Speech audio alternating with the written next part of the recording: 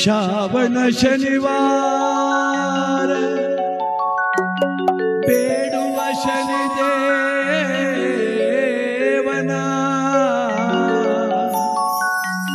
ಛಾಯಾತನಯ ಸೂರ್ಯ ಸುಕುಮಾರನ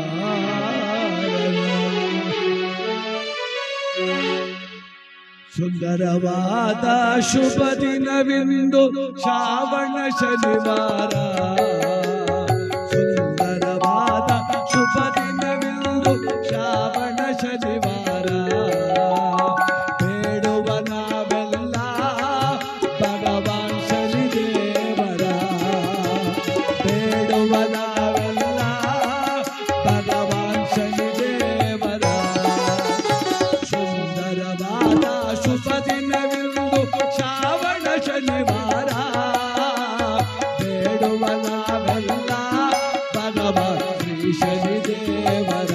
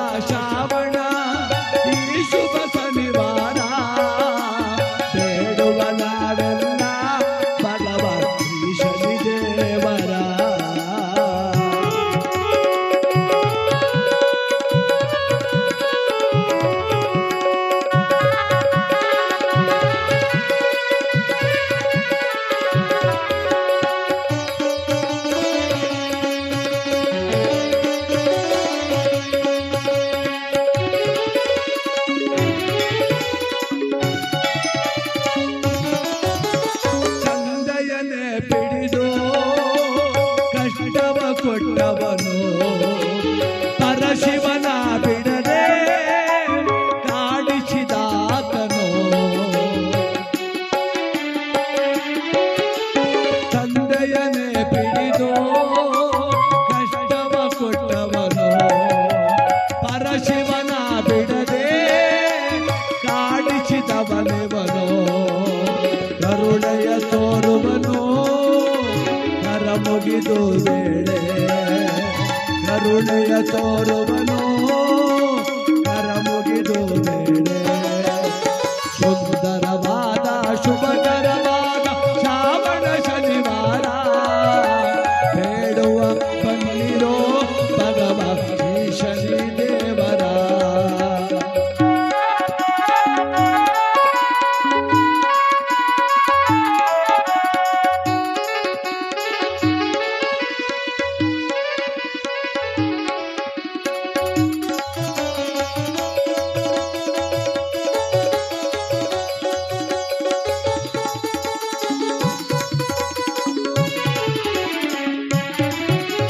ಕಲಿಯುಗದೊಳಗೆ ಸ್ವಾಮಿ ಕಾರುಣ್ಯ ತೋರುವನು ಕಲಿಯುಗದೊಳಗೆ ಸ್ವಾಮಿ ಕಾರುಣ್ಯ ತೋರುವನು ಬೇಡಿದ ಭಕ್ತರ ಬಿಡದೆ ಕಾಯುವನು ಸುಂದರವಾದ ಶ್ರಾವಣ ಈ ಶುಭ ಶನಿವಾರ ಬೇಡುವ ಬನ್ನಿರೋ ಭಗವಾನ್ ಶ್ರೀ ಶನಿದೇವರ ಬೇಡುವ ಬನ್ನಿರೋ ಭಗವಾನ್ ಶ್ರೀ ಶನಿದೇವರ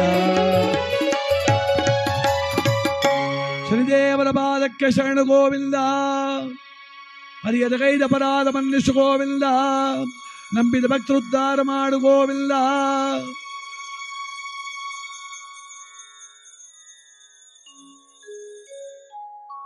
ಬೇಲೂರು ಕ್ರಾಸ್ನ ಕಣ್ಣಾಗಟ್ಟಿ ಗ್ರಾಮದ ದಿವಂಗತರಾದಂಥ ಹೊನ್ನೇಗೌಡ ಗಂಗಮ್ಮನವರ ಕುಟುಂಬ, ಛಾಯಾದೇವಿಯಮ್ಮ ವೆಂಕಟೇಶಣ್ಣನವರು ಅವರ ಸಕುಟುಂಬ ಸಮೇತರಾಗಿ ಭಗವಾನ್ ಶನೇಶ್ವರನ ದಿವ್ಯ ಕಥಾಮೃತವನ್ನ ಅವರ ಸ್ವಗೃಹದಲ್ಲಿ ಏರ್ಪಾಡು ಮಾಡಿದ್ದಾರೆ.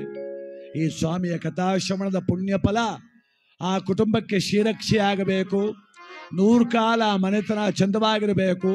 ದುರ್ದೋಷಗಳು, ದುರ್ಮರಣಗಳು, ದುರಿತ ದೋಷಗಳು, ರೋಗ ರುಜಿನಗಳು, ಯಾವುದೇ ಕೆಟ್ಟ ದೃಷ್ಟಿ ದೋಷಗಳು ಆ ಕುಟುಂಬವನ್ನು ತಾಕದೆ ಆ ಮನೆತನ ಆನಂದವಾಗಿರಲಿ ಅಂತೇಳಿ ಕಥಾಭಾಗ ಪ್ರಾರಂಭ ಮಾಡೋಣ ಭಗವಂತನ ಪೂಜಾ ವಿಧಾನದೊಂದಿಗೆ.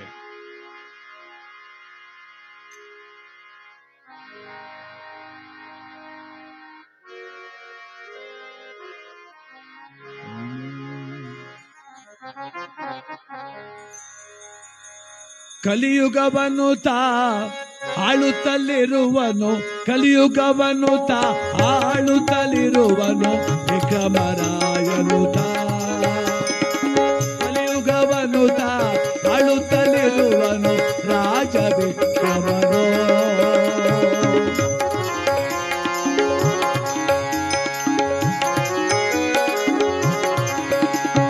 ಮಾಳವ ದೇಶವ ಆಳುತ್ತಲಿರುವ,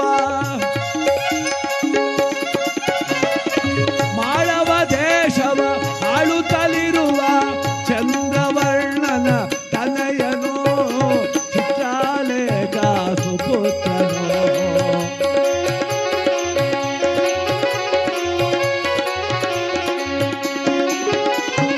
ಅರಿಯವಲು ನೆಯಂದಲಿ ತಾನು ಭಜಿಸುತ್ತೆ ಬಿಡದೆ ಅರನನು. ವಿದ್ಯಾಧಿಪಾತ್ರಿ ಗಣಪತಿಯ ಗಂ ಗಂ ಗಣಪತಿ ಗಂ ಗಂ ಗಣಪತಿ ಗಂ ಗಂ ಗಣಪತಿ ಗಣಪತಿಯ ವಿಘ್ನ ವಿನಾಶಕ ಗಣಪತಿಯ ಪ್ರಿಯನಾದ ಕಾಲ ಭೈರವನ ಬೇಡುತ್ತಲನು ದಿನರಾಯತ ಹುತದಿಂದಾಳುತ್ತಲಿರುವನು ಕಲಿಯುಗದೊಳು ತಾರಾಯನು.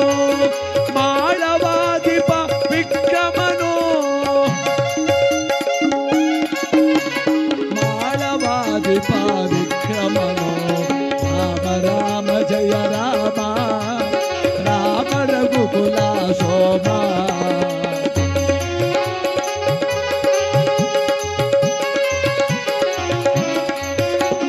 ರಾಮ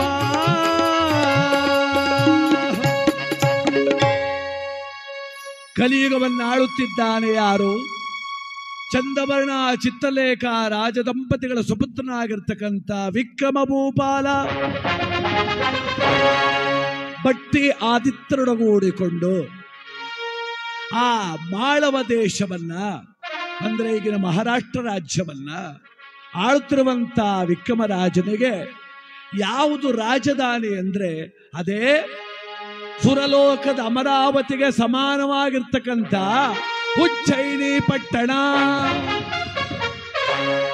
ಉಜ್ಜಯಿನಿ ಪಟ್ಟಣ, ಆ ಉಜ್ಜಯಿನಿ ಪಟ್ಟಣವನ್ನ ಪರಿಪಾಲನೆ ಮಾಡುವಂತ ವಿಕ್ರಮರಾಜನ ಆಸ್ಥಾನಕ್ಕೆ ಬುದ್ಧಿವಂತರಾದ ಮಂತ್ರಿಗಳು, ಪಂಡಿತೋತ್ತಮರು, ರಾಜ ಋಷಿಗಳು, ರಾಜ ವೈದ್ಯರು, ಧೀರರಾದ ಸೇನಾಧಿಕಾರಿಗಳು, ವರ್ತಕರು, ವೈಶ್ಯರು ಸಕಲರಾದಿಯಾಗಿ ರೈತಾಪಿ ವರ್ಗ ಸಂತೋಷವಾಗಿ ಆ ರಾಜ್ಯ ಆನಂದವಾಗಿದೆ, ಸುಭಿಕ್ಷವಾಗಿದೆ, ಸಂತೋಷವಾಗಿದೆ. ರಾಜನಾದವನು ಉತ್ತಮ ನಡತೆಯಿಂದ ಕೂಡಿದ್ರೆ ಆ ರಾಜ್ಯ ಸುಭಿಕ್ಷವಾಗಿರುತ್ತೆ. ದೇವರ ಸೇವೆ ಮಾಡೋರು ಭಗವಂತನನ್ನ ಶ್ರದ್ಧೆಯಿಂದ ಸೇವೆ ಮಾಡಿದ್ರೆ ಆ ಭಗವಂತನ ಕೃಪೆ ಇಡೀ ಗ್ರಾಮವನ್ನ ಕಾಪಾಡುತ್ತೆ. ಕಾರಣ ಎಷ್ಟು ದೊಡ್ಡವರಾದ್ರೂ, ಏನೇ ಧನಿಕರಾದ್ರೂ, ಎಷ್ಟು ಶ್ರೀಮಂತರಾದ್ರೂ ಒಂದು ದೇವಸ್ಥಾನಕ್ಕೆ ಹೋಗಿ ಗರ್ಭಗುಡಿ ಒಳಗೆ ಪ್ರವೇಶ ಮಾಡದೆ ಆ ಪೂಜಾಕರ್ತರನ್ನ, ಅರ್ಚಕರನ್ನ, ಆ ದೀಕ್ಷಿತರನ್ನ ನಂಬಿಕೊಂಡು ಈಚೆ ನಿಂತ್ಕೋತೀವಿ ನಾವು. ಏನೋ ಪೂಜೆ ಮಾಡಿ ನಮ್ಗೆ ಒಳ್ಳೇದು ಮಾಡ್ತಾರೆ ಅಂತ. ಅವರ ಪೂಜೆ ಪರಮಾತ್ಮನ ಪಾದ ಮುಟ್ಟಬೇಕು, ಅವನು ಪ್ರಸನ್ನವದನಾಗಬೇಕು, ಆಮೇಲೆ ನಮಗೆ ಕರುಣೆ ತೋರಬೇಕು. ಹಾಗಿವತ್ತು ಪೂಜಾ ವಿಧಾನ ಪರಮಾತ್ಮನ ದಿವ್ಯವಾದ ಕಥಾಭಾಗ ಆದಿತ್ಯಾದಿ ನವಗ್ರಹಗಳೊಂದಿಗೆ ನಡೀತಾ ಇದೆ. ಹುಡಿ ಆ ವಿಕ್ರಮರಾಜನ ಆಸ್ಥಾನ ಪಂಡಿತೋತ್ತಮರಿಂದ ತುಂಬಿ ತುಳುಕಾಡ್ತಾ ಇದೆ. ಯಾವುದಕ್ಕೂ ಕೊರತೆ ಇಲ್ಲ. ಕಾಲ ಕಾಲಕ್ಕೆ ಮಳೆಗಳಾಗುತ್ತೆ, ಇಳೆಯ ಜನರು ಕ್ಷೇಮದಿಂದ.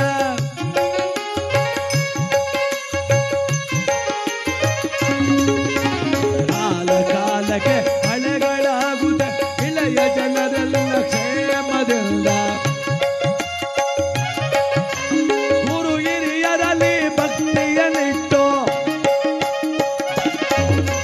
ತಂದೆ ತಾಯಿಗಳೊಡ ಪ್ರೀತಿಯನ್ನಿಟ್ಟು ಬಾಳುತ್ತಲಿರುವರು ಮೊದಲಿಲ್ಲ. ನೋಡಿ, ಆ ರಾಜ್ಯದಲ್ಲಿ ಗುರುಗಳಿಗೆ ಗೌರವ, ದೈವದಲ್ಲಿ ಭಕ್ತಿ, ಮಾತಾಪಿತೃಗಳ ದೇವರ ಸಮಾನ. ಯಾವ ರಾಜ್ಯ ಚೆನ್ನಾಗಿದೆ ಅಂದ್ರೆ ಎಲ್ಲಿ ಗುರುಗಳಿಗೆ ಗೌರವ ಇದೆಯೋ, ಎಲ್ಲಿ ದೇವರಲ್ಲಿ ಭಕ್ತಿ ಇದೆಯೋ, ಯಾವ ಕುಟುಂಬದಲ್ಲಿ ತಂದೆ ತಾಯಿಗಳನ್ನು ದೇವರ ಸಮಾನವಾಗಿ ಕಾಣ್ತಾರೋ ಆ ಕುಟುಂಬ, ಆ ಗ್ರಾಮ, ಆ ರಾಜ್ಯ ಸುಕ್ಷೇಮ, ಸದಾಕಾಲ ಆನಂದ. ಈಗಿರುವಾಗ ಆ ವಿಕ್ರಮರಾಜ ಒಡ್ಡೋಲಗದಲ್ಲಿ ಕುಳಿತಿದ್ದಾನೆ. ಕುಳಿತಿರಬೇಕಾದರೆ ಪಂಡಿತೋತ್ತಮನಲ್ಲಿ ತುಂಬಿ ತುಳುಕಾಡ್ತಿದ್ದಾರೆ ಆನಂದವಾಗಿ. ಆ ಸಾವಿರಾರು ನಕ್ಷತ್ರಗಳ ಮಧ್ಯೆ ಒಳೆಯುವ ಚಂದ್ರನೋಪಾದಿಯಲ್ಲಿ ಆ ವಿಕ್ರಮರಾಜ ಹೇಳ್ತಿದ್ದಾನೆ, ಅಯ್ಯ ಸಭಾಸದರೇ, ಪಂಡಿತೋತ್ತಮರೇ, ಗುರು ಹಿರಿಯರೇ, ಹರಿಗುರುಗಳ ಕೃಪೆಯಿಂದಲೇ,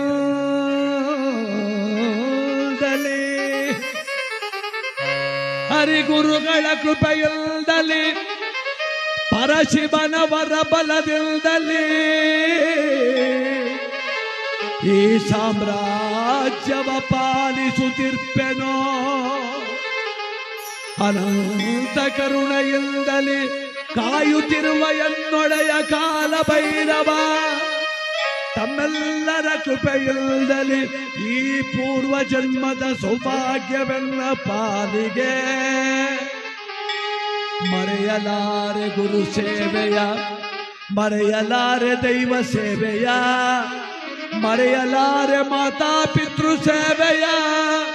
ಸರ್ವ ಪ್ರಜೆಗಳನಗೆ ಮಾತಾ ಪಿತೃ ಸಮಾನ.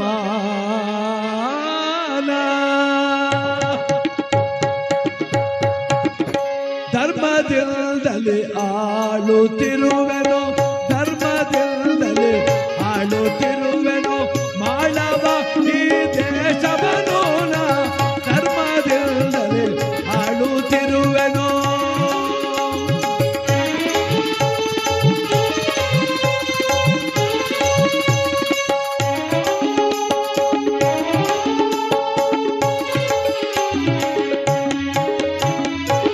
ಸರ್ವ ಜನರ ಹಿತವ ಬಯಸಿ, ಸರ್ವ ಜನರ ಹಿತವ ಬಯಸಿ ಸಾಮ್ರಾಜ್ಯವನ್ನು ಪಾಲಿಸುವೆನು ನಾ.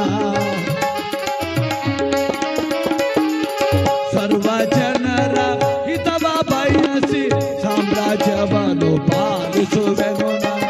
ಇಳೆಯ ಮಳೆಗೆ ದೈವ ಕೃಪೆಯೋ, ಬೆಳೆವ ರೈತನೇ ದೈವ ಸಮಾನವೋ.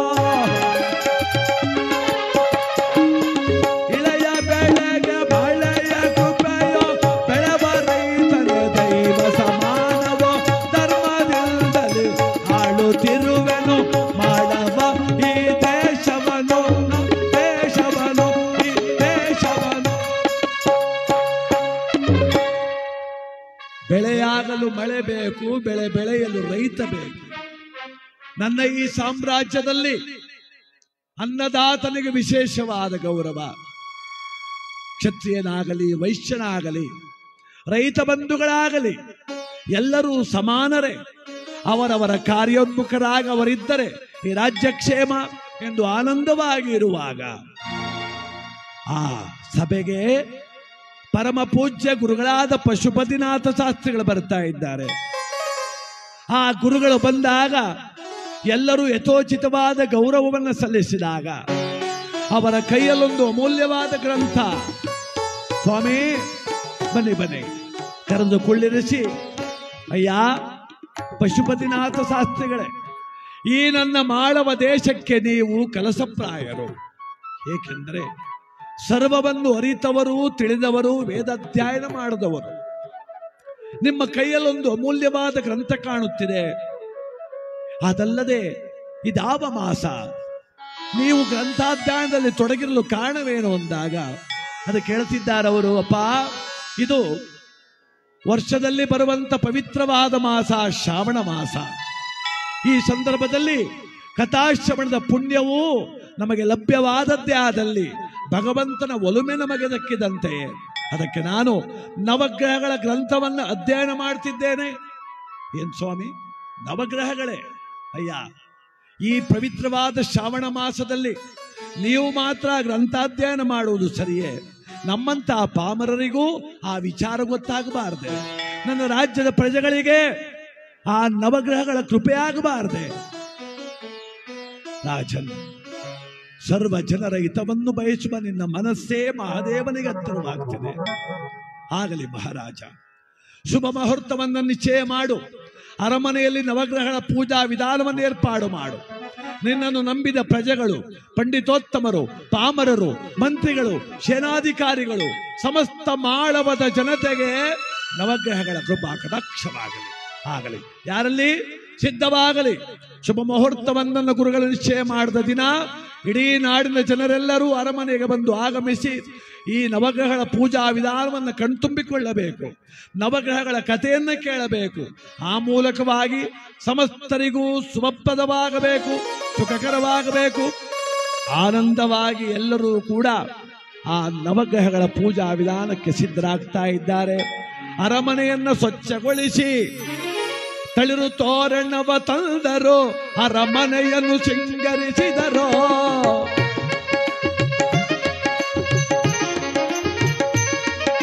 ತಳಿರು ತೋರಣಗಳ ತಂದರು, ಅರಮನೆಯನ್ನು ಶೃಂಗರಿಸಿದರು. ಆನಂದದಿಂದಲೇ ನವಗ್ರಹ ಪೂಜೆಗೆ, ಆನಂದದಿಂದಲೇ ನವಗ್ರಹ ಪೂಜೆಗೆ ಅನುವಾದರು ಸಕಲ ಜನರು, ಅನುವಾದರು ಸಕಲ ಜನರು. ರಾಮ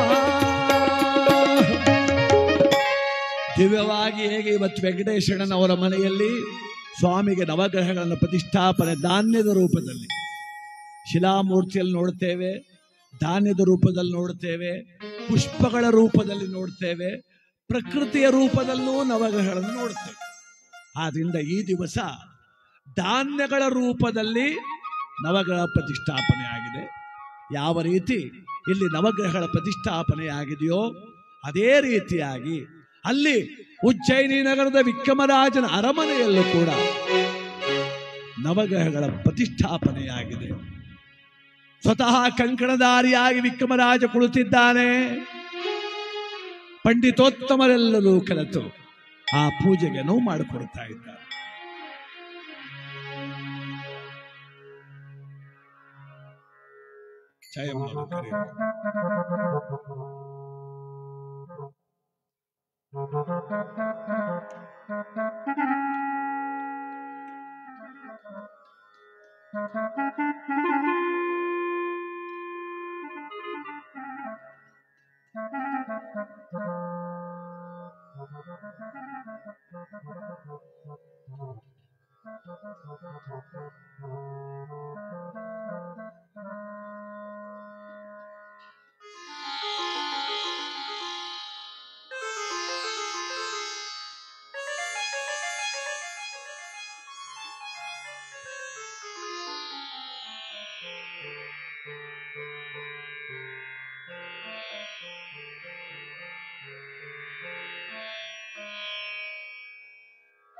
ಪಂಡಿತೋತ್ತಮರು ಹೇಳುತ್ತಿದ್ದಾರೆಯ, ಗ್ರಹಗಳಲ್ಲಿ ಪ್ರಥಮನಾದಂಥವನು ಸೂರ್ಯದೇವ.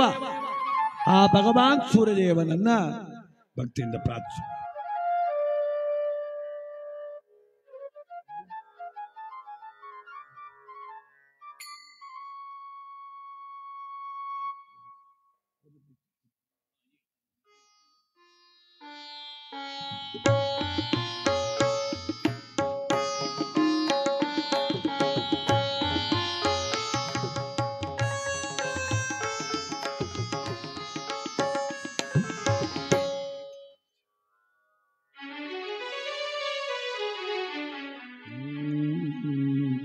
ಕಾಶ್ಯಪ ಗೋತ್ರನು ಭಗವಾನ್ ಸೂರ್ಯನು ಕಾಶ್ಯಪ ಗೋತ್ರನು ಭಗವಾನ್ ಸೂರ್ಯನು ಭಾಸ್ಕರ ನಾಮಾಂಕಿತನು ದಿನಕರ ನಾಮಾಂಕಿತನು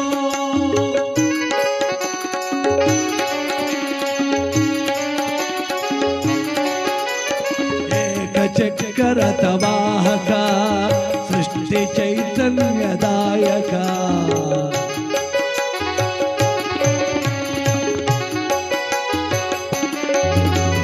ಏಕಚಕ್ರರಥ ವಾಹಕ ಸೃಷ್ಟಿ ಚೈತನ್ಯದಾಯಕ ಆರೋಗ್ಯಕಾರಕನು ಕಾಶ್ಯಪ ಗೋತ್ರನು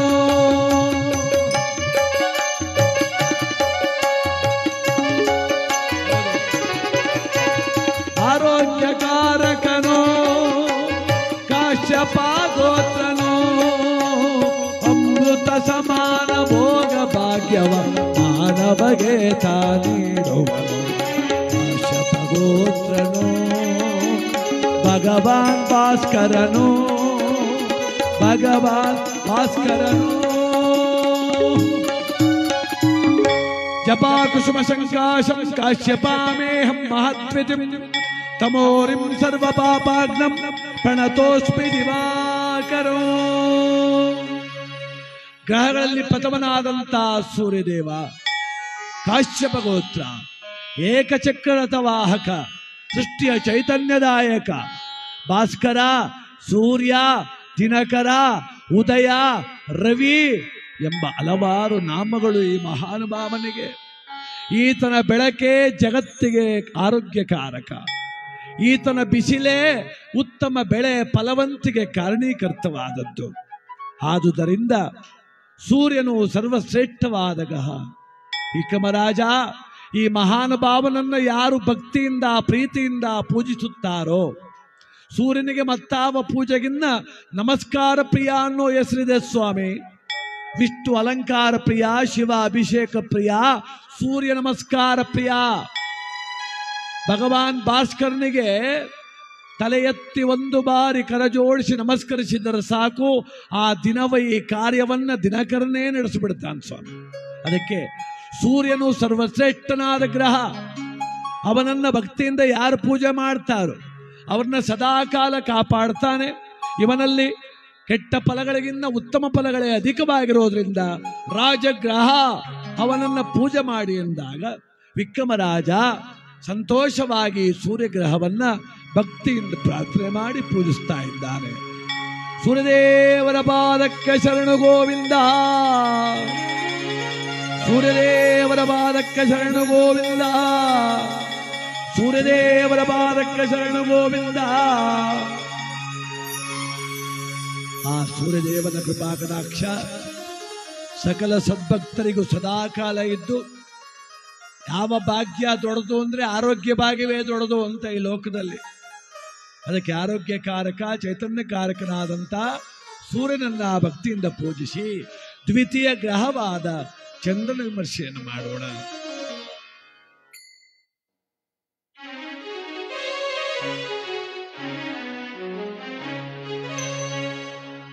ದ್ವಿತೀಯ ಗ್ರಹವಿಹನೋ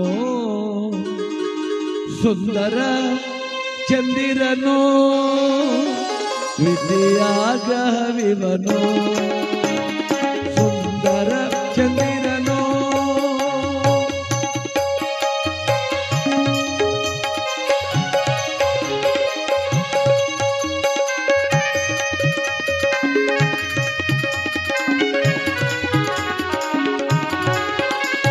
ದ್ವಿತೀಯ ಗ್ರಹವಿವನೋ ಸುಂದರ ಚಂದಿರನೋ, ಸಮುದ್ರದಲ್ಲಿ ಜನಿಸಿಹನೋ ಶಿವನ ಮುಡಿಯಲ್ಲಿ ಕುಳಿತಿಹನೋ.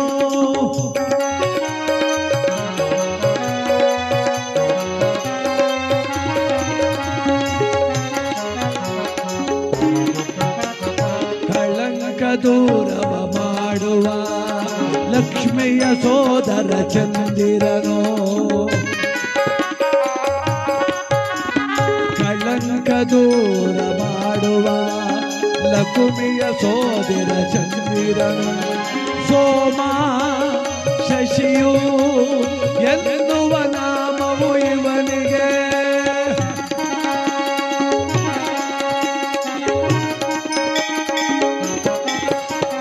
ದ್ವಿತೀಯಾಗ್ರಹವಿವನು ಸುಂದರ ಚಂದಿರನು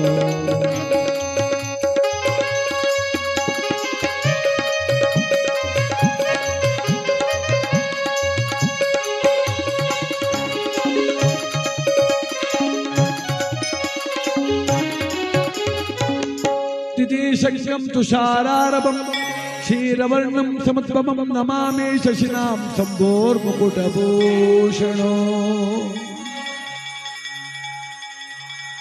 ದೇವತೆಗಳು ಮತ್ತು ರಾಕ್ಷಸರು ಸಮುದ್ರ ಮಂಥನ ಮಾಡಿದಾಗ ಆ ಸಮುದ್ರ ಮಂಥನದಲ್ಲಿ ಸಿಕ್ಕ ಹಲವಾರು ದಿವ್ಯ ಶಕ್ತಿಗಳಲ್ಲಿ ಅತ್ಯಂತ ಶ್ರೇಷ್ಠವಾದ ಶಕ್ತಿ ಇವನೇ ಸ್ವಾಮಿ ಚಂದಿರ, ಬಲು ಸುಂದರ.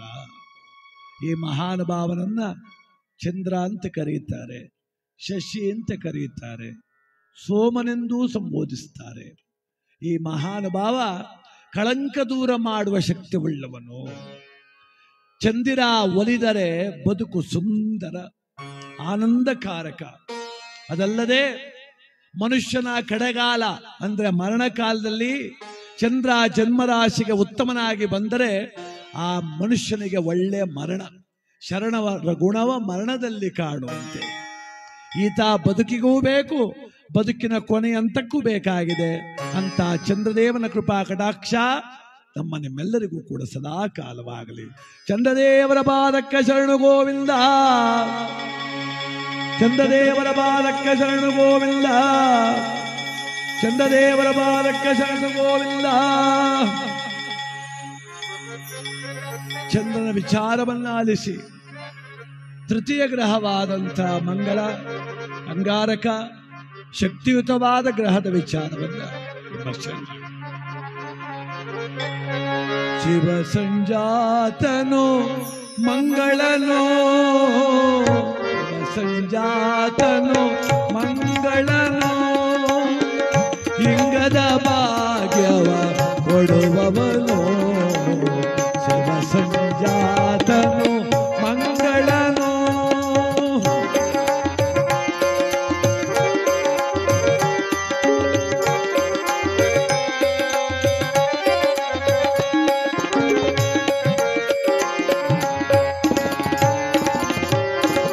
ಭೂದೇವಿಗೆ ಇವ ಪ್ರೀತಿಯ ಸುತನು, ಭೂದೇವಿಗೆ ಇವ ಪ್ರೀತಿಯ ಸುತನು, ದುಷ್ಟ ಬಾಧೆಗಳ ದೂರ ಮಾಡುವನು.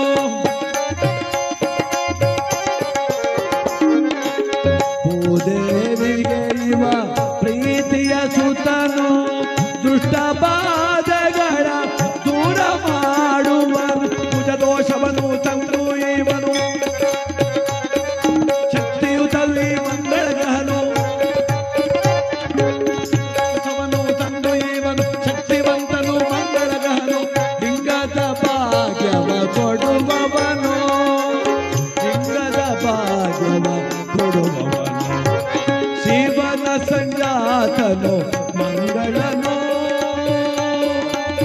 ಮಂಗಳನೋ. ಧರಣಿ ಗರ್ಭ ಸಂಭೂತಂ ವಿದ್ಯುತ್ ಕಾಂತಿ ಸಮಪ್ರಭಂ ಕುಮಾರಂ ಶಕ್ತಿಯಸ್ತಂತಂ ಮಂಗಳಂ ಪ್ರಣಮಾಮ್ಯಹಂ.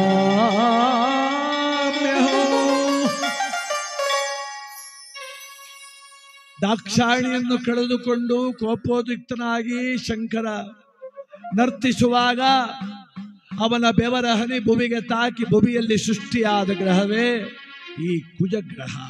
ಅಂಗಾರಕ, ಮಂಗಳ. ಸ್ವಾಮಿ ಅತ್ಯಂತ ಶಕ್ತಿವಂತ ನಿಮನು, ಅತ್ಯಂತ ಶಕ್ತಿವಂತ. ಇವನ ಜನ್ಮ ರಾಶಿಯಲ್ಲಿ ಪ್ರಬಲವಾಗಿದ್ದರೆ ಆ ಮನುಷ್ಯನಿಗೆ ಮಾಟ, ಕೂಟ, ಭೂತಚೇಷ್ಟೆ, ದೃಷ್ಟಿದೋಷ ಯಾವುದು ಹತ್ರಕ್ಕೂ ಸುಳಿಯೋದಿಲ್ಲ. ಇಂಗದ ಭಾಗ್ಯ ಕೊಡುವ ಶಕ್ತಿ ಮಂಗಳನಿಗಿದೆ. ಅಂಗಾರಕನ ಕೃಪೆ ಒಲಿದರೆ ಬಂಗಾರದಂತ ಬದುಕು ಸ್ವಾಮಿ. ಅದಕ್ಕೆ ಆ ಮಂಗಳನನ್ನ ಪೂಜಿಸೋಣ, ಆ ಮಂಗಳವನ್ನ ದೂರ ಮಾಡೋಣ ಅಂತೇಳಿ ಅಂಗಾರಕನನ್ನ ಭಕ್ತಿಯಿಂದ ಪೂಜೆ ಮಾಡ್ತಾ ಇದ್ದಾರೆ. ಮಂಗಳದೇವರ ಪಾದಕ್ಕೆ ಶರಣು ಗೋವಿಂದ, ಮಂಗಳದೇವರ ಪಾದಕ್ಕೆ ಶರಣು ಗೋವಿಂದ, ಮಂಗಳದೇವರ ಪಾದಕ್ಕೆ ಶರಣು ಗೋವಿಂದ. ನಾಮಾಮೃತ ಗುರುಗಳು ನೀವು ಹೇಳಿ ಅಂತ. ಈ ನಾಲಿಗೆ ಇದೆಯಲ್ಲ, ನಾಲಿಗೆ ಆಡಬಾರದ್ದಾಡಿ ಪಾಪ ಸುತ್ಕೊಂಡ್ಬಿಟ್ಟದ. ಇಲ್ಲಿಗೆ ಒಳ್ಳೆ ವಿಚಾರ ಆದ್ರೆ ಮಾತಾಡೋದಿಲ್ಲ ನಾವೆಲ್ಲ, ಕೆಟ್ಟ ವಿಚಾರ ಆದ್ರೆ ಸಂಜೆ ಗಂಟು ಮಾತಾಡ್ತೀವಿ, ಒಂದು ವಾರ ಆದ್ರೂ ಬಿಡುವುದಿಲ್ಲ. ಆ ಸುದ್ದಿ ಮುಗಿದು ಹೋಗ್ಬೇಕದು. ಅದಕ್ಕೆ ಗುರುಗಳು ಹೇಳ್ತಿದ್ದಾರೆ, ನೀವು ಶರಣೋನ್ನಿ ಗೋವಿಂದಾನ್ನಿ ಜೈಕಾರ ಹೇಳಿ ಜೊತೆಯಲ್ಲಿ ದನಿಗೂಡಿಸಿ, ನರಜನ್ಮ ಬಂದಾಗ ನಾಲಿಗೆ ಇರುವಾಗ ಕೃಷ್ಣ ಅನ್ನಬಾರದೆ ಗೋವಿಂದ ಅನ್ನಬಾರದೆ ಅಂತಾರಲ್ಲ. ಅದಕ್ಕೆ ಈಗ ನಾವು ನವಗ್ರಹಗಳ ಪೂಜೆ ಮಾಡ್ತಿದ್ದೀವಿ. ಜನ್ಮರಾಶಿಯಲ್ಲಿ ಪ್ರವೇಶ ಮಾಡುವರವರು ಅವ್ರದ್ದೇ ಆಟೋಪ ಬದುಕಿನುದ್ದಕ್ಕೂ. ಅದಕ್ಕೆ ಅಪ್ಪ ಆ ಅಂಗಾರಕನನ್ನ ಪೂಜಿಸು, ನಿನ್ನ ಬದುಕು ಬಂಗಾರವಾಗಲಿ ಎಂದ್ರು.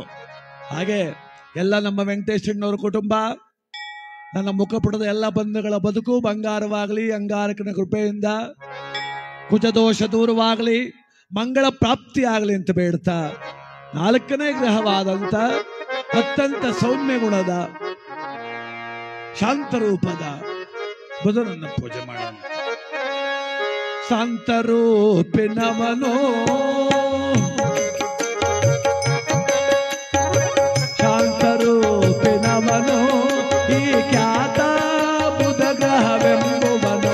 ಶಾಂತರೂಪಿನವನೋ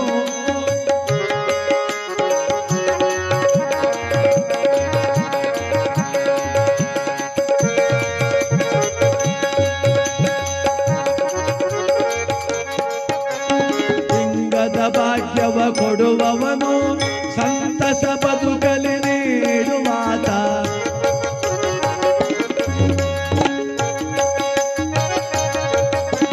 ಸುಜನರ ಸಲಹುವನು, ಶಾಂತ ಗುಣದವನು.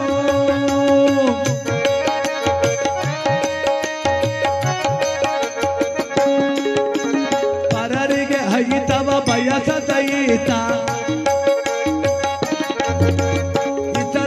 ಹಿತವ ಬಯಸದ ಈತ ಹಿತಕಾರಕನೋ ಬುಧನು ಕೇಳೋ.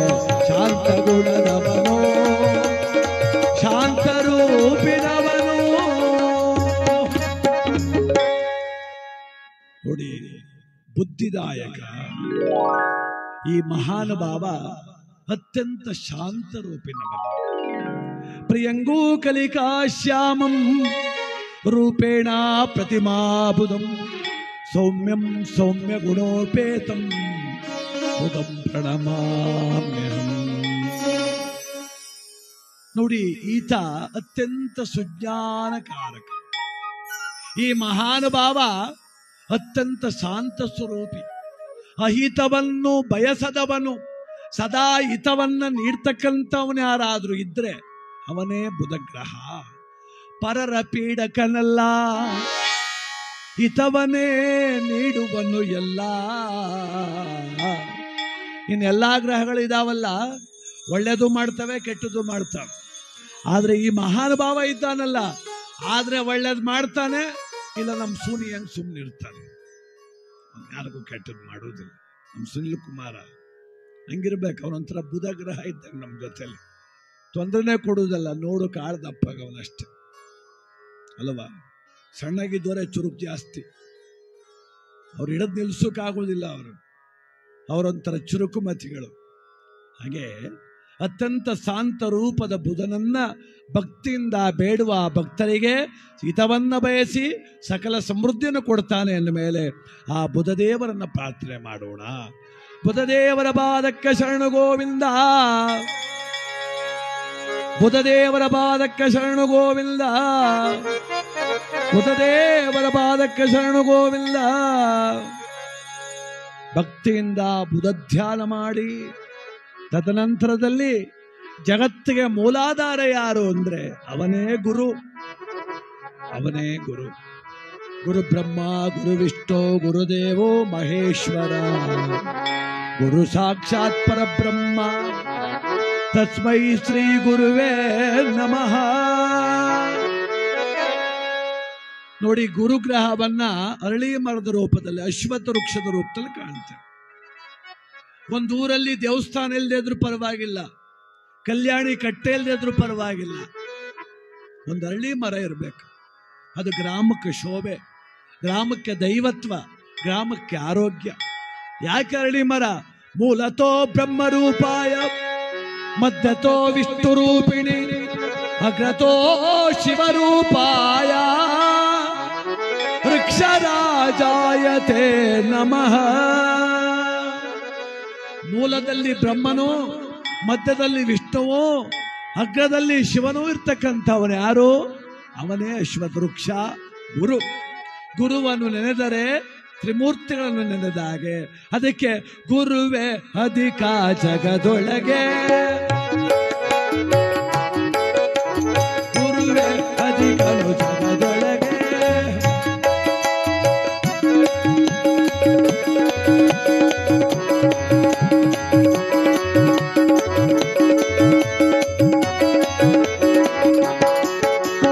ಎಡೆಯೂರಲ್ಲಿ ಕುಳಿತ ಸಿದ್ಧಲಿಂಗನ ರೂಪದಿ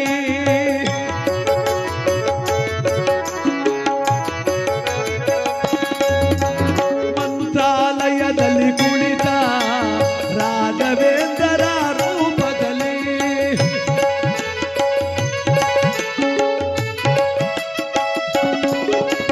ಮಂತ್ರಾಲಯದಲ್ಲಿ ಕುಳಿತ ರಾಘವೇಂದ್ರ ರೂಪದಲ್ಲಿ ಸಿದ್ಧಾರೂಢರೋ ಪಂಚಾಕ್ಷರಿಗಳು ಸಿದ್ಧಾರೂಢರೋ ಪಂಚಾಕ್ಷರಿಗಳು ಹೊತ್ತವತಾರದಿ ಗುರು ತಾನಿರುವ ಗುರುವೇ ಜಗದೊಳು ಅಧಿಕ ಗುರು ಕಾರಣ್ಯವೇ ಮಹದಧಿಕ ಗುರುವೇ ಜಗದೊಳು ಅಧಿಕ. ಎಡೆಯೂರಿನಲ್ಲಿ ಸಿದ್ಧಲಿಂಗೇಶ್ವರರಂತೆ, ಮಂತ್ರಾಲಯದಲ್ಲಿ ರಾಘವೇಂದ್ರ ಪ್ರಭುಗಳಂತೆ, ಸಿದ್ಧಗಂಗೆಯ ಶಿವಯೋಗಿ ಶಿವಕುಮಾರರಂತೆ, ಚುಂಚನಗಿರಿಯ ಬೈರಾಗಿ ಬಾಲಗಂಗಾರನಾಥ ಸ್ವಾಮೀಜಿಗಳಂತೆ, ವಿಜಯಪುರದ ಸಿದ್ದೇಶ್ವರ ಸ್ವಾಮೀಜಿಗಳಂತೆ, ಕೊಪ್ಪಳದ ಗವಿಮಠದ ಸಿದ್ದೇಶ್ವರರಂತೆ ಈ ಲೋಕವನ್ನು ಪಾಲನೆ ಮಾಡಲಿಕ್ಕೆ ಹುಟ್ಟಿದವರು. ಸಂಗೀತ ಸೇವೆಯ ಮೂಲಕ ಈ ನಾಡಿನ ಅಂತರ ಬಾಳಿಗೆ ಬೆಳಕಾಗಿ ಈ ಸಂಗೀತ ಸಾಧಕರಿಗೆಲ್ಲರಿಗೂ ದಿವ್ಯವಾದ ಚೈತನ್ಯವಾಗಿರ್ತಕ್ಕಂಥ ಗದಗಿನ ಪುಟ್ಟರಾಜ ಗವಾಯಿಗಳು ಇವರೆಲ್ಲ ಗುರು ಸ್ವರೂಪರು. ಈ ಗುರುವಿನ ಕೃಪಾ ಕಟಾಕ್ಷ ಯಾರ್ಯಾರ ಮೇಲೆ ಬಿದ್ದಿದೆಯೋ ಅವರೆಲ್ಲ ಪಾವನರು ಪಾವನರು ಪಾವನರು ಈ ಪ್ರಪಂಚದೊಳಗೆ. ಅದಕ್ಕೆ ಯಾವ ಬಲ ಇದ್ರೇನು, ಗುರು ಬಲ ಇಲ್ಲ ಅಂದ್ರೆ ಪ್ರಯೋಜನ ಇಲ್ಲ. ಅದಕ್ಕೆ ಆ ಗುರು ದೇವಾಣಾಂಚ ಋಷಿಣಾಂಚ ಗುರುಕಾಂಚಾನ ಸನ್ನಿಭಂ ಬುದ್ಧಿವರ್ತಂ ತ್ರಿಲೋಕೇಶಂ ನಮಾಮಿ ಬೃಹಸ್ಪತಿಯೋ. ಯಾರ ಮೇಲೆ ಗುರುವಿನ ದೃಷ್ಟಿ ಬೀಳುತ್ತೋ ಅವರ ಬದುಕು ಆನಂದಮಯ, ನೆಮ್ಮದಿಯ ನಿಲಯ. ಅದಕ್ಕೆ ಗುರುವಿನ ಕೃಪೆಯನ್ನು ನಾವೆಲ್ಲರೂ ಕೂಡ ಬೇಡೋಣ. ಗುರುವಿಗೆ ಕರ್ಪೂರದ ಆರತಿಯನ್ನು ಬೆಳಗ್ತಾ ಗುರುದೇವರ ಪಾದಕ್ಕೆ ಶರಣು ಗೋವಿಂದ. ಜೈ ಜೈ ಗುರುದೇವ ವೀರ ಸಮರ್ಥ ಜ್ಞಾನಾನಂದ ಗುರು ಸಂಜೀವ ಸದ್ಗುರು ಮಹಾರಾಜ್ ಕಿ, ಶ್ರೀ ಗುರು ಮಹಾರಾಜ್ ಕಿ ಜೈ. ಜಗದ್ಗುರು ಪಂಚಾಚಾರ್ಯ ರೇಣುಕಾಧೀಶ ಮಹಾರಾಜ್ ಕಿ, ಸಿದ್ಧಲಿಂಗೇಶ್ವರ ಸ್ವಾಮಿ ಪಾದಾಕಿ. ಆ ಗುರು ಕೃಪಾ ಕಟಾಕ್ಷದೊಂದಿಗೆ ಮತ್ತೊಬ್ಬ ಗುರುಗಳಿದ್ದಾರೆ, ಶುಕ್ರಾಚಾರ್ಯರು. ಆ ಗುರುಗಳನ್ನೂ ಕೂಡ ಬೇಡೋಣ. ಯಾರ ಗುರುಗಳು ಅಂದ್ರೆ ದಸೆ ತಂದೇವನು ಈ ಗುರು ತಾನು, ದಸೆ ತಂದೇವನು ಈ ಗುರು ತಾನು, ಶತ್ರುನಾಶಕ ಶುಕ್ರದೇವನು.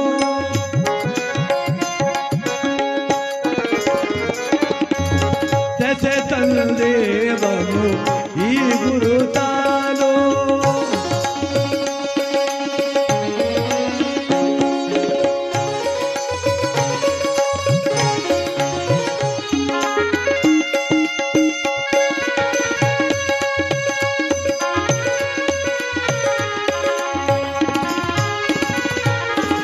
ದಾನವರ ಗುರು ದೈವ ವಿರೋಧಿ ಆದರೂ ಮಾನವನ ಕಾಯ್ವನೋ.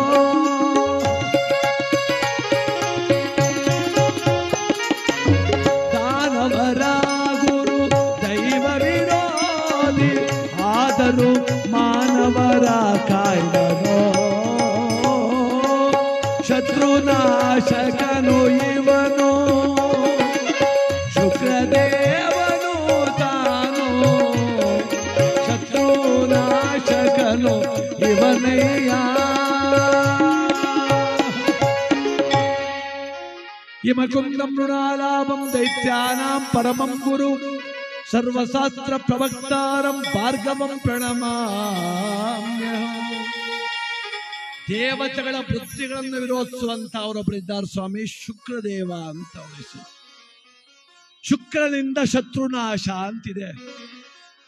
ಅವನೇನಾದ್ರು ಜನ್ಮರಾಶಿಲಿದ್ರೆ ಶತ್ರು ಅವನೇ ನಾಶ ಆಗೋಯ್ತಾನಂತ.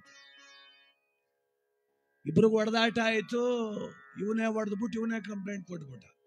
ತಗೊಂಡೋಗ ಅವನ ಜೈಲಿಗೆ ಹಾಕಿದ್ರು.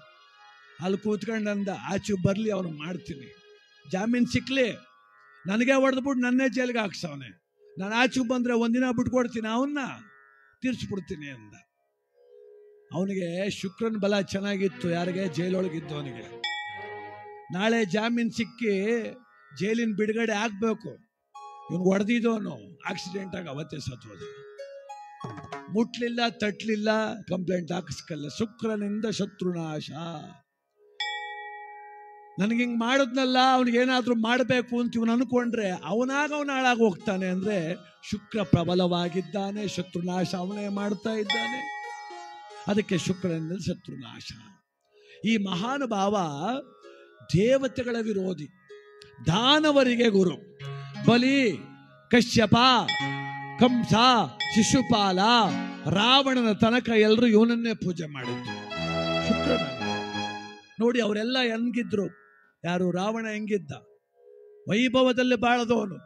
ಕಂಸ, ಶಿಶುಪಾಲ, ಬಲಿಚಕ್ರವರ್ತಿ, ನರಕಾಸುರ. ಯಾರಿಗೆ ಈ ಶುಕ್ರನ ವರಾಬಲ ಇದೆಯೋ ಅವರೆಲ್ಲ ಅಚ್ಚುಕಟ್ಟಾಗಿ ಮೆರೀತಾರೆ. ಆದ್ರೆ ಆಯಸ್ಸು ಕ್ಷೀಣ. ಎಲ್ಲಿ ಅಹಮ್ಮಿಕೆ ಇದೆಯೋ, ಯಾವಾಗ ಹಣಬಲ ಹೆಚ್ಚಾಯಿತೋ ಅಹಮ್ಮಿಕೆ ಬರ್ತದೆ. ಅಹಮ್ಮಿಕೆ ಬಂದ್ರೆ ನಾಶವೇ ಕಟ್ಟಿಟ್ಟು ಬುತ್ತಿ. ಅದಕ್ಕೆ ಶುಕ್ರನ ಒಲುಮೆ ಬೇಕಷ್ಟೇ, ಅದ್ರ ಜೊತೆಗೆ ಗುರುವಿನ ಕೃಪಾ ಕಟಾಕ್ಷ ಬೇಕು. ಅಂತ ಶುಕ್ರನ ಒಲುಮೆಯನ್ನು ಕೋರೋಣ. ಶುಕ್ರದೇವರ ಪಾದಕ್ಕೆ ಶರಣು ಗೋವಿಂದ, ಶುಕ್ರದೇವರ ಪಾದಕ್ಕೆ ಶರಣು ಗೋವಿಂದ. ಮತ್ತೋರ್ವ ವಿಪ್ರನೆದ್ದು ಹೇಳುತ್ತಿದ್ದಾನೆ, ಅಪ್ಪ ವಿಕ್ರಮರಾಜ, ನಾನು ಸಪ್ತಮ ಗ್ರಹ ಶನೇಶ್ವರನ ವಿಚಾರವನ್ನು ನಿನಗೆ ಹೇಳಬೇಕು. ಆದ್ರೆ ನನ್ನ ಮನಸ್ಸಲ್ಲಿ ಯಾವುದೋ ಒಂದು ಭಯ. ಆ ಗ್ರಹದ ಹೆಸರನ್ನು ಇಂದು ಎತ್ತಿದರೆ ಅನರ್ಥವಾಗುತ್ತದೆ ಎನ್ನುವಂತ ದಿಗಿಲು ನನಗೆ. ಈಗ ಹೇಳದೆ ಹೋದರೆ ಮಾಡುತ್ತಿರುವ ಪೂಜೆ ಅರ್ಧಕ್ಕೆ ನಿಂತಂತೆ, ಹೇಳಲು ಹೊರಟರೆ ಯಾವುದೋ ಅನರ್ಥಕ್ಕೆ ಕಾರಣವಾದಂತೆ. ಅದಕ್ಕೆ ಆ ಶನೇಶ್ವರನ ಮಂತ್ರೋಚ್ಚಾರಣೆ ಮಾಡ್ತೇನಪ್ಪ. ಈಗ ಅವನು ಪೂಜೆ ಮಾಡು, ತದನಂತರ ಮಿಕ್ಕುಳಿದ ಗ್ರಹಗಳ ವಿಮರ್ಶೆ ಮುಗಿದ ಮೇಲೆ ಅವನ ವಿಚಾರ ನಿನಗೆ ಹೇಳ್ಕೊಡ್ತೇನೆ ಅಂತೇಳಿ ಶನಿದೇವರ ಪೂಜೆಯನ್ನು ಮಾಡ್ತಾ ಇದ್ದಾರೆ. ನೀಲಾಂಜನ ಸಮಭಾಸಂ ರವಿಪುತ್ರಂ ಯಮಾಗ್ರಜಂ ಛಾಯಾ ಮಾರ್ತಾಂಡ ಸಂಭೂತಂ ತನ್ನಮಾಮಿ ಶನೇಶ್ವರೋ, ತನ್ನಮಾಮಿ ಶನೇಶ್ವರೋ. ಶರಣು ಶರಣು ಶರಣು ಶನಿದೇವ, ಅಭಯ ತೋರೋ ಶನಿದೇವ. ಶರಣು ಶರಣು ಶರಣು ಶನಿದೇವ, ಅಭಯ ತೋರೋ ಶನಿದೇವ. ತಂದೆ ತಾಯಿ ಬಂಧು ಬಳಗ ಎಲ್ಲ ನೀನೆ ಎಂದು ನಂಬಿ ನಿನ್ನ ಪೂಜಿಸುವೆ ಸ್ವಾಮಿ ಶನಿದೇವ. ಶನಿದೇವರ ಪಾದಕ್ಕೆ ಗೋವಿಂದ.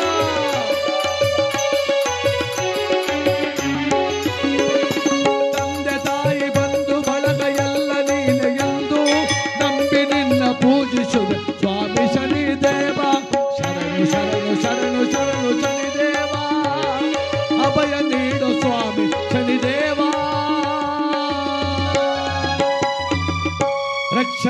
ರಕ್ಷ ಮಾಂ ಶನೇಶ್ವರ. ಅಗಣಿತ ಗುಣನಾಭನೇ, ಕಾಶ್ಯಪ ಗೋತ್ತನೇ, ಸೂರ್ಯ ಸುಕುಮಾರ, ಛಾಯಾ ಸುಪುತ್ತನೇ. ಮಾಡಿದ ಅಪರಾಧಗಳ ಮನ್ನಿಸಿ ಮನೆತನವ ಕಾದು ನೆಮ್ಮದಿಯ ನಿತ್ತು ಸರ್ವರಿಗೂ ಸುಖಪ್ರದವನ್ನು ನೀಡೋ ಶನಿದೇವರ ಪಾದಕ್ಕೆ ಗೋವಿಂದ. ಆ ಶನಿದೇವರನ್ನ ಭಕ್ತಿಯಿಂದ ಇವತ್ತು ಶ್ರಾವಣ ಶನಿವಾರ ಈ ಸುಂದರವಾದಂಥ ವಿಶೇಷವಾದಂಥ ಪುಣ್ಯತಮವಾದ ದಿನ ನಮ್ಮ ವೆಂಕಟೇಶಣ್ಣವ್ರ ಮನೇಲಿ ಪೂಜೆ ಮಾಡ್ತಾ ಇದ್ದೇವೆ. ತಾವೆಲ್ಲ ಕುಳಿತು ಕೇಳ್ತಾ ಇದ್ದೇವೆ. ನಮ್ಮ ಮುಖಪಟದಲ್ಲೂ ಕೂಡ ಹಲವಾರು ಬಂಧುಗಳು ಭಗವಂತನ ಕಥಾಮೃತ ಕೇಳ್ತಾ ಇದ್ದಾರೆ. ತಮ್ಮೆಲ್ಲರಿಗೂ ಶನಿಬಾಧೆ ದೂರ ಆಗಿ ತಮ್ಮೆಲ್ಲರ ಮನೆಗಳಲ್ಲಿ ಸುಖ ಶಾಂತಿ ಸಮೃದ್ಧಿ ನೆಲೆಗೊಳ್ಳಲಿ. ಕಲಿಬಾಧೆ ಒಂದಿರಬಾರ್ದು ಮನುಷ್ಯನಿಗೆ. ಕಲಿಬಾಧೆ, ಆ ಕಲಿಬಾಧೆ ಒಂದು ಬಂದದ್ದೇ ಇವತ್ತಿನ ಸಾಲ, ಸಂಕಟ, ಸಂತಾನದಲ್ಲಿ ಹಿನ್ನಡತೆ, ಕಂಕಣ ಬಲ ಕೂಡು ಬರಲಿಲ್ಲ ಅಂದ್ರೆ ಅದು ಕಲಿಬಾಧೆಯ ಲಕ್ಷಣ. ಆ ಕಲಿಬಾಧೆ ದೂರ ಆಗಿ ಕನ್ಯಾರ್ಥಿಗಳಿಗೆ ಕನ್ಯೆ ಒದಗಲಿ, ಸಂತಾನಾಪೇಕ್ಷಿಗಳಿಗೆ ಮಕ್ಕಳ ಭಾಗ್ಯವಾಗಲಿ, ನೊಂದಿರ್ತಕ್ಕಂಥ ಕುಟುಂಬ ನೆಮ್ಮದಿಯಾಗಿರಲಿ, ಸಾಲ ಸೋಲಾದಿಗಳಿಂದ ದೂರ ಆಗಿ ಎಲ್ಲರ ಬದುಕು ಆನಂದಮಯವಾಗಿರಲಿ ಅಂತೇಳಿ ಭಗವಾನ್ ಶನೇಶ್ವರನಿಗೆ ಭಕ್ತಿ ಅರ್ಪಣೆಯನ್ನು ಮಾಡ್ತಾ ಮಿಕ್ಕುಳಿದ 2 ಗ್ರಹಗಳ ವಿಚಾರವನ್ನು ಮಾಡ.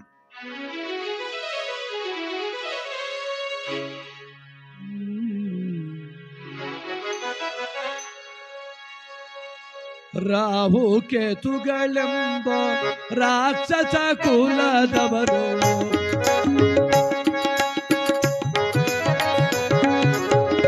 ರಾಹು ಕೇತುಗಳೆಂಬ ರಾಕ್ಷಸ ಕುಲದವರು 8, 9ನೇ ಗ್ರಹಗಳಾಗಿರುವರು.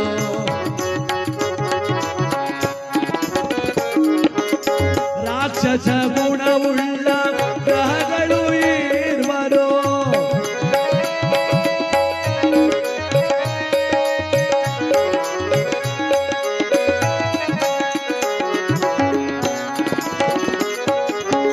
ನಂಬಿದ ಸುಜನರಿಗೆ ಅಲ್ಪ ಭಾಗ್ಯಗಳ ಕರುಣಿಸುವಂತ ಮಹಾನುಭಾವರು.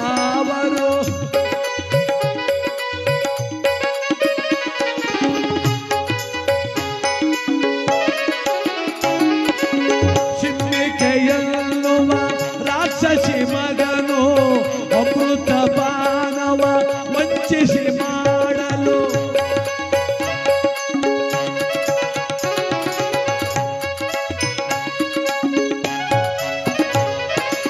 ಹರಿದನು ಶಿರವ ನರಹರಿತಾನು.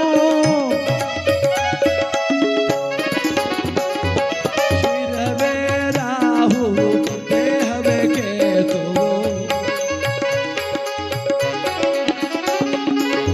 ರಾಹು ಕೇತುಗಳೆಂಬೋ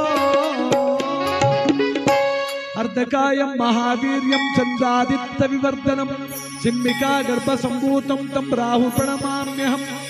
ಫಲಸಾ ಪುಷ್ಪ ಶಂಕಾಶಂ ತಾರಕ ಗ್ರಹಮಸ್ತಕಂ ರೌದ್ರಂ ರೌದ್ರಾತ್ಮಕಂ ಘೋರಂ ಕೇತು ಪ್ರಣಮಾಮ್ಯಹಂ.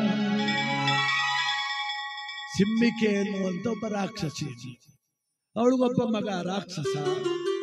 ಅತಿ ಬುದ್ಧಿ ಅವನು, ಅತಿ ಬುದ್ಧಿ, ಕಡಿಮೆ ಬುದ್ಧಿ ಅಲ್ಲ, ಅತಿ ಬುದ್ಧಿ. ಈ ದೇವತೆಗಳು ಮತ್ತು ರಾಕ್ಷಸರು ಅಮೃತವನ್ನ ಸಮನಾಗಿ ಹಂಚಿಕೊಳ್ಳಬೇಕು ಅಂತ 2 ಸಾಲಲ್ಲಿ ಕುಳಿತಿದ್ರು.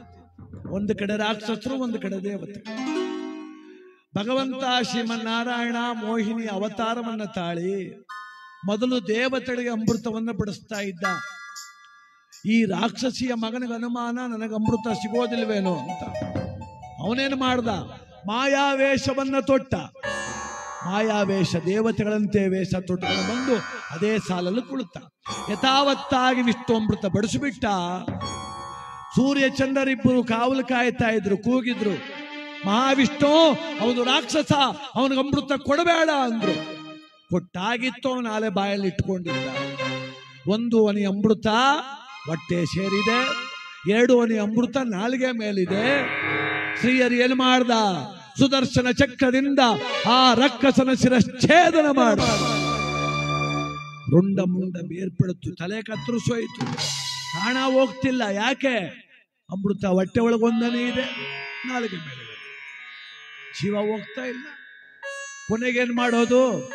ಈ ಕಡೆ ರಾಕ್ಷಸರು ಸೇರ್ಕೊಳ್ಳಕ್ ಸಿದ್ಧ ಇಲ್ಲ, ನಮ್ಮವನ್ನೆಲ್ಲ ಅವ್ನು ಕರ್ಕೊಂಡೋಗಿ ನಿಮ್ ಕಡೆ. ದೇವತೆಗಳು ಬೇಡ ಬೇಡ, ಅವ್ನು ರಾಕ್ಷಸ ಅಂತಾರೆ. ಅದಕ್ಕೆ ಬ್ರಹ್ಮದೇವರೇನು ಮಾಡಿದ್ರು? ಹರಿದ ರಕ್ತ ಬಾಲವಾಯಿತು ಶಿರ ರಾಹು. ಚಿಮ್ಮಿದ ರಕ್ತ ಎಡೆಯಾಯಿತು ಮುಂಡ ಕೇತು ಅಂತ, ರಾಹು ಕೇತು ಅಂತ ನಾಮಕರಣ ಮಾಡಿದ್ರು. ಎಲ್ಲಾ ಗ್ರಹಗಳು ಬಲ ಮುಂದಾಗಿ ಸುತ್ತಿದ್ರೆ ಈ ರಾಹು ಕೇತುಗಳು ಎಡ ಮುಂದಾಗಿ ಸುತ್ತಾವಂತೆ. ಇವರಲ್ಲಿ ಅತ್ಯಂತ ಕೆಟ್ಟ ಫಲಗಳೇ ಜಾಸ್ತಿ. ಆದರೆ ಕೆಲವು ಸಮಯದಲ್ಲಿ ಅಲ್ಪ ಉತ್ತಮ ಫಲವನ್ನು ಕೊಡೋದ್ರಿಂದ ಅವರನ್ನೂ ಇವತ್ತು ಪೂಜೆ ಮಾಡ್ತಾ ಇದ್ದೇವೆ. ಆ ರಾಹುಕೇತುಗಳ ಕೃಪಾ ಕಟಾಕ್ಷ ಸರ್ವ ಸುಜನರ ಪಾಲಿಗೂ ಸದಾ ಕಾಲ ಇರಲಿ ಅಂತೇಳಿ ರಾಹುಕೇತುಗಳನ್ನು ಪ್ರಾರ್ಥನೆ ಮಾಡೋಣ. ರಾಹುಕೇತುಗಳ ಪಾದವೇ ಗತಿ ಗೋವಿಂದ, ರಾಹುಕೇತುಗಳ ಪಾದವೇ ಗತಿ ಗೋವಿಂದ, ರಾಹುಕೇತುಗಳ ಪಾದವೇ ಗತಿ ಗೋವಿಂದ. ನಮಃ ಸೂರ್ಯಾಯ ಚಂದ್ರಾಯ ಮಂಗಳಾಯ ಬುಧಾಯ ಚ ಗುರು ಶುಕ್ರ ಶನಿಶ್ಚ ರಾಹುವೇ ಕೇತುವೇ ನಮಃ. ಶುಭ ಶ್ರಾವಣ ಶನಿವಾರ ನವಗ್ರಹಗಳ ಪೂಜಾ ವಿಧಾನವನ್ನ ಆಲಿಸಿದ ಸದ್ಭಕ್ತರಿಗೆ ಭಗವಂತ ಮಹಾಬಲೇಶ್ವರನ ಕೃಪಾ ಕಟಾಕ್ಷವಿದೆ.